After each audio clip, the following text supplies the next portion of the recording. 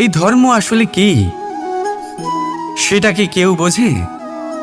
যদি আমি আপনাকে উত্তর দিই, এই উত্তর সরল। ধর্ম হলো তাই যা মানুষকে অন্য মানুষের সাথে, সমস্ত বিশ্ব সংসারের সাথে আনন্দ সহকারে বাঁচতে শেখায়। সেই জন্য আপনি যদি কখনো কোনো ধর্মীয় স্থানে যান, সেই ধর্মীয় স্থানে গিয়ে আপনার শান্তির অনুভূতি হয়, তাই না?